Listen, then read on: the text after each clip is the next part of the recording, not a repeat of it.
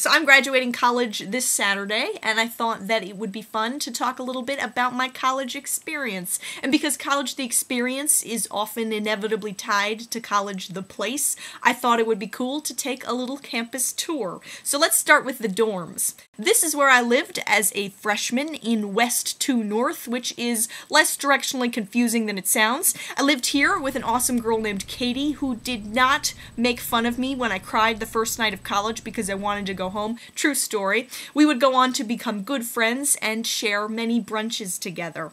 This is where I lived as a sophomore. I can't say that sophomore year was my favorite year of college. The most notable thing that happened to me that year was that I got a really bad case of food poisoning from eating a bad quesadilla at an on-campus dining facility. I do kind of wonder how the current residents of my old suite would feel knowing that I had once thrown up in their bathroom 17 times in one night. And yes, I did keep count, because after a while, it was kind of like, this has gotta be like some kind of a record or something. For junior, senior, and senior year part 2, I lived here in this awesomely single room. I have a strong fondness for this room, not only because it was mine for so long, but because this is where I was when I decided to start making YouTube videos.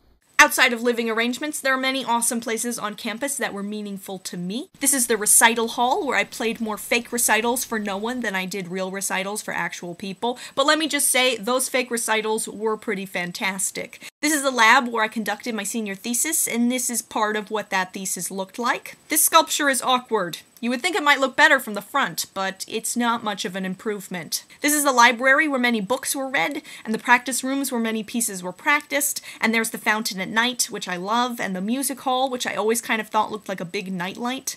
This is the roof of the parking garage, where I once danced with a boy to a song by the New Radicals. We would later dub this the best first date ever. And even later than that, we would break up on a bench that used to sit here, but like the gentleman in question, has since moved on. I learned a number of things from the demise of that my most collegey of college relationships. Mainly, I learned that if a guy asks you to sit down on a bench with him, he is going to break up with you. So never sit down on benches, and you'll never get hurt.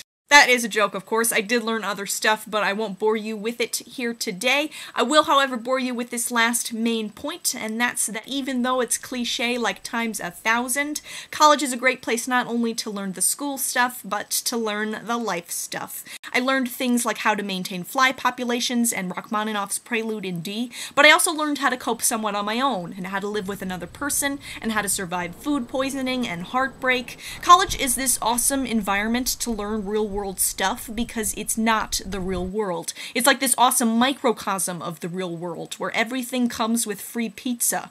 I love college, and I'm grateful for the chance to have experienced it, and I'm even more grateful for the chance to have experienced it in the way that I did. Good parts and bad parts, late night dances, and their inevitable conclusions. Cliche like times 1,000,000, I'm sad that it's over, but I'm even happier that it happened.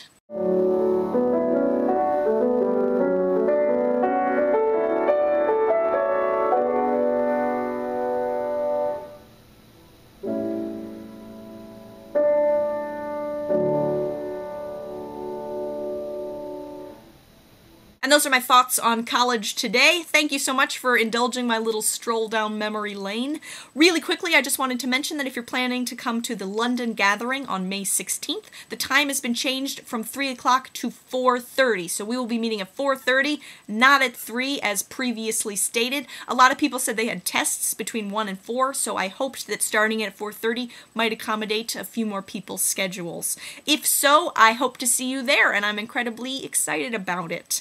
In the meantime, I will be here pretending that my graduation gown is a Harry Potter robe. Specto Patronum!